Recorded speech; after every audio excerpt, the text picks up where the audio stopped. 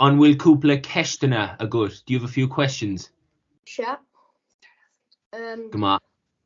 On my lach Gaeilge. Is málam Gaeilge.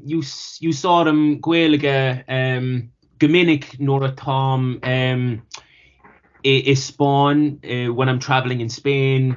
You saw them on Changa Kasule like a secret language sometimes. You know, I find I use Irish mostly when I'm abroad. It's kind of like a secret code. But yeah, scríomh mé cúpla órán as Gaeilge,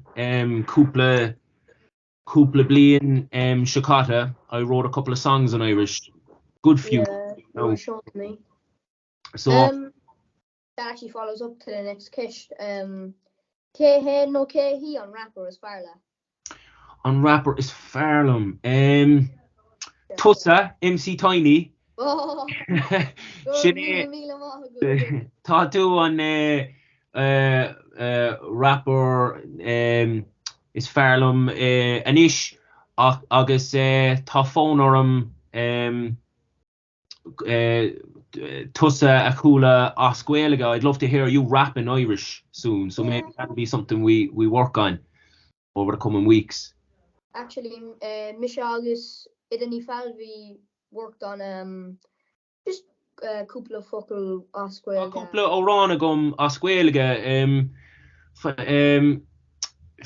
I'll give you an lyricí agus you can use them if you want to try rap them. I'll teach you.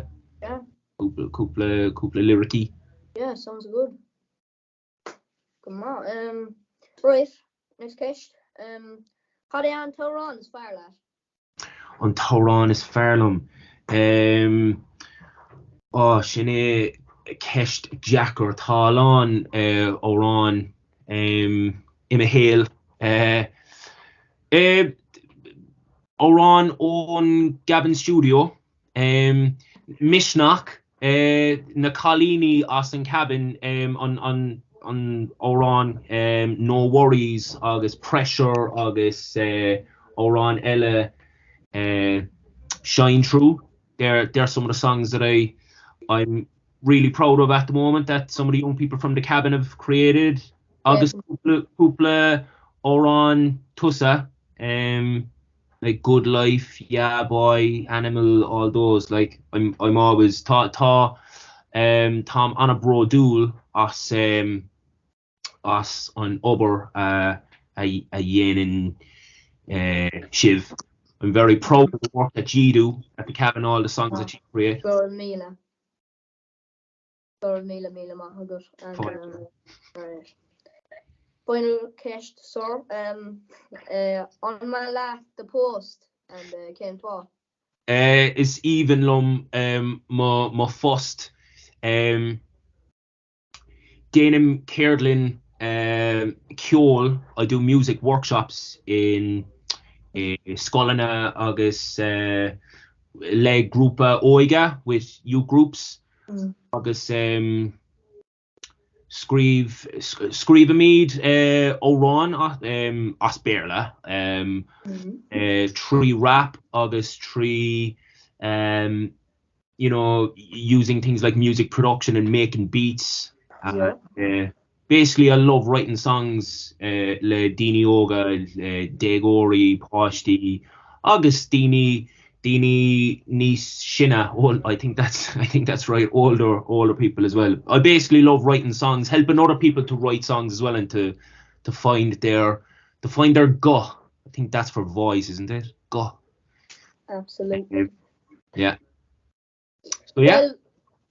Well, it's Farlam what you do. I love what you do, and I love everything that you do in your job. You help out young people, not even just in Ireland. Like you've done so much stuff with in Palestine with Abdul and stuff like, and it's just you're an inspiration to many in the Cork music scene and the Irish music scene, sir. So I thank you for answering couple of focal as Gaeilge. Gorv Mila Magud, agus tá tú an Tauki. You're the future. Tá tú an Tauki done cabin. Gur míle mágad. Nor a meg me imahas and Gavin beg tú in charge. Slán agus All right, gur mágad. Slán.